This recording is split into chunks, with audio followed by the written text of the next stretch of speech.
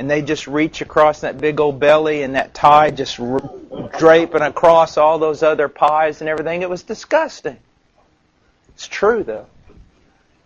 It's true.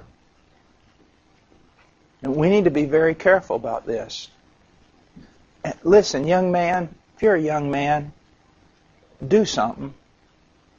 Do something. You ought to have some muscle to you. You ought to have some strength to you. I can't stand to shake a hand with a man whose hands is like velvet. It's just like it's grabbing a dead fish or something. Now, have some discipline, bodily discipline. Go out, I don't know, chop down a tree, do something. But you need to be very careful in this area. Also, don't be a minister who doesn't know how to do anything. I mean, nothing. You can't change a tire, you can't nail a nail, you can't do anything. You want to try to, join the land of the living. Get a little bit, do some stuff that real people have to do. And be disciplined. Be disciplined. I recently came across a young fella, brilliant young fella, brilliant. And he kind of opened himself up to me for advice. And I said, young fella, I said, I don't think you could run a quarter of a mile without passing out. I don't think you could work probably 10 minutes in the field without having to sit under a tree. I think you're a heart attack waiting to happen. I think you've got a mind like very few people I've ever met. But you really need to get a handle on this other side. Another thing, future ministers. A lot of ministers are prima donnas. Okay? Not only are they prima donnas, but they think that everybody in the world owes them something. Just write down this. No one owes you anything. If you starve to death, no one owes you anything. Okay? If you give your life to be burned, no one owes you anything. Okay? Now, if people help you, and sometimes it's okay to ask for help. But no one owes you anything because you're in the ministry. And I'll tell you this, I know a lot of ministers who eventually are working 3-4 hours a day max. Just walk around, floating around, they don't do anything. You say, well, that's terrible. Yeah, and it can happen to you really quick if you're not disciplined. Know this, that a lot of the guys that you're saying, look, you need to be at church this many times, and you need to do this, and you need to be doing evangelism. Those guys are putting in 10 and 12 hours a day at a factory, and then you're asking them to do some extracurricular activity, but you're working 4 hours a day. You need to be very careful about what you're demanding of others. You better demand the same thing from yourself, because it may be true Americans spend their money really bad, but most Americans have to work really hard, or at least they have to work many hours. And so be very careful about this. See, discipline in every area of our life, not just this super spiritual thing, but in every area of our lives. Now, he goes on and he says, it's only of little profit, but godliness is profitable for all things, since it holds promise for the present life and also for the life to come. Now, what does he mean here? How does godliness hold promise for the life to come? Well, we know this, without holiness, without sanctification, no one will see the Lord.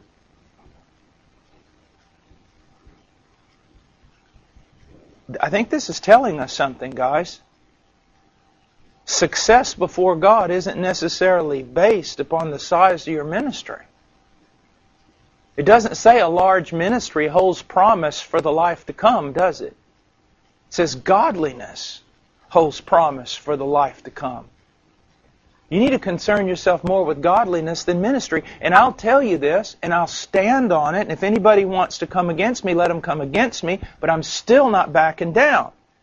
We can say everything we want, but if you just listen to the voices in modern day conservative Christianity, men are judged by the size of their ministry and not by the godliness of their character. And don't tell me that's not true, because it is. You don't get invited to speak in conferences because you're godly, as much as, man, God's really using that guy, or at least we think He is. Why do we think that? Well, a lot of people are. Do you see? So the idea, the emphasis here is not to go out and change the world. The emphasis is to change. You be changed.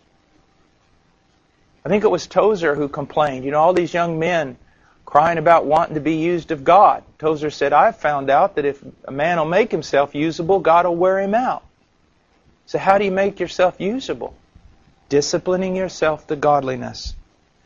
And then he says, it is a trustworthy statement deserving full acceptance. Now look how he describes his ministry. For it is for this we labor and strive. These are two strong words. Labor and strive. Hard work.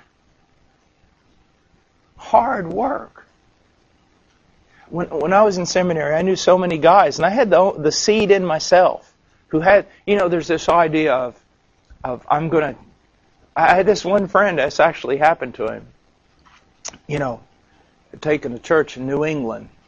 It was an old stone church and beautiful, and his idea was, sitting there in the stone manse and preparing his sermons with his tea and like this, and then going out and bringing the sermon to the people, and then walking around the old church grounds with the cobblestone, sidewalks and things, and meditating on the things of God, and then going back again, and had this idea that it was like this kind of, this posh type of Puritan life and contemplative. No, it's labor and striving. It's going into modern day hospitals with people who are dying and not acting Christian, who are scared to death.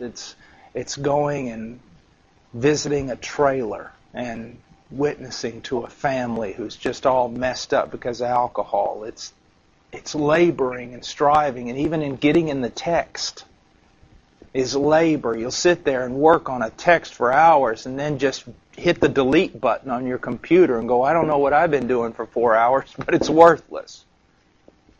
It's labor intensive. It's striving. And that is why, listen to me.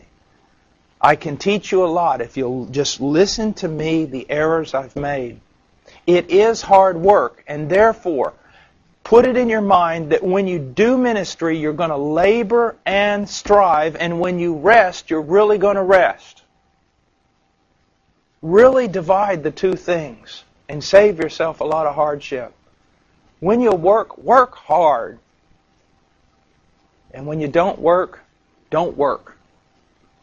at all. So it gives you a chance to back off of what you're doing. But he says, it is for this we labor and strive, because we fixed our hope on the living God. Now, he doesn't labor and strive because of the success that he sees. Do you see that? If you labor and strive based on success, you are going to get so discouraged that you're not going to be able to keep going. You're not. Because you're going to have so many failings. And even your successes are going to look like failures. And your failures are going to look like successes.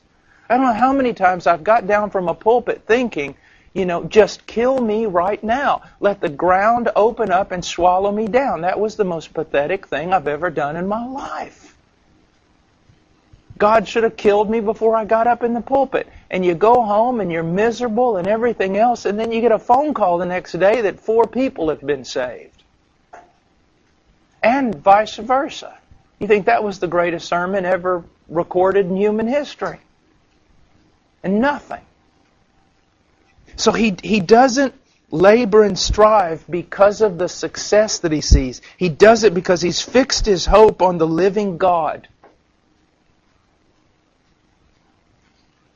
who is the Savior of all men, especially of believers. How do I look at this text, Savior of all men? Well, first of all, I don't know what the big problem is. All you have to, we believe that you're supposed to to study each text in the context of everything. We know, obviously, it doesn't mean that all men are going to heaven or that all men are redeemed. What does it mean? All men have benefited from the gracious character, compassionate character of God. And all men have benefited from the things that God has done on this planet, culminating in the cross of His Son. And every man who goes to hell, if called upon to do so, would have to swear,